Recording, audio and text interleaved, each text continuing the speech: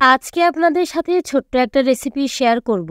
হয়তো ভিডিও দেখে বুঝতেই পারছেন যে কিসের রেসিপি শেয়ার করব। অনেকেই মনে করতে পারেন যে আমি ফুচকার রেসিপি শেয়ার করছি, কিন্তু আজকে আমি ফুচকার রেসিপি শেয়ার করছি না। আজকে যে রেসিপিটি শেয়ার করছি এটার নাম হচ্ছে পাপড়ি পুরি। এটা ভেলপুরি অথবা চটপটির ওপরে খাওয়া যায়, অথবা মুড়ি মাখার সাথেও ব্যবহার করা যায়। খুব সহজে এই নাস্তাটা বানিয়ে নেওয়া যায়, এই কারণে আজকে ভাবলাম যে আপনাদের সাথে এটা শেয়ার করি।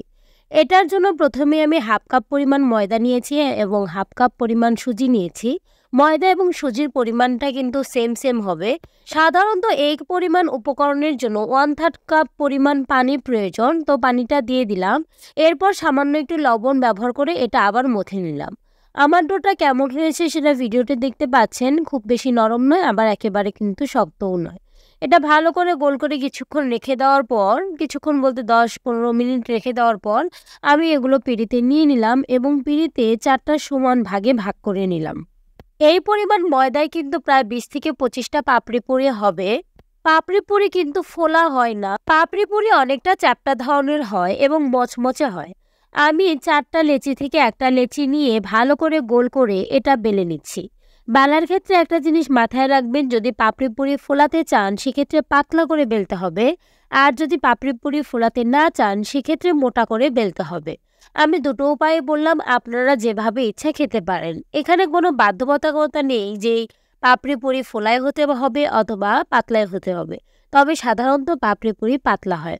আমি এগুলো গ্লাস দিয়ে কেটে নিয়েছি, আমার কাছে কাটার ছিল না। আপনাদের কাছে কাটার থাকলে ফুচকা কাটার দিয়ে কেটে নেবেন। এরপর তেল একটু গরম হয়ে আসলে তেলের মধ্যে ছেড়ে দেব। আলোর কারণে অতটা বোঝা যাচ্ছে না, আমি একটু ভালো করে দেখাচ্ছি যে কতটা সুন্দর ফোলা হয়েছে। এগুলো কিন্তু একেবারে পাতলা করে বেলেছি, কয়েকটা মোটা করেও বেলেছি যেগুলো ফোলেনি, যেগুলো ওরকমই ছিল।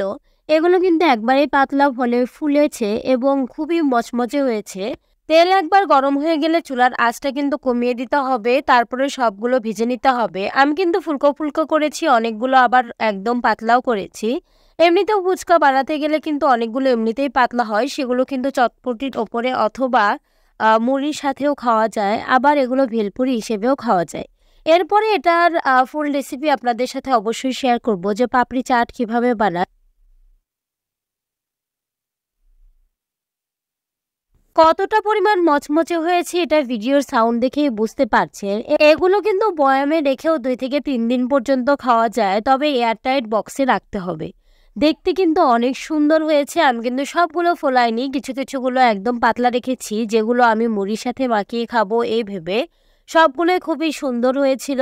আশা করি ভিডিওটি ভালো লেগেছে। যদি ভিডিওটি ভালো লেগে থাকে তাহলে লাইক, কমেন্ট এবং শেয়ার করতে পারেন। সাবস্ক্রাইব করে পাশে থাকতে পারেন। Thank you.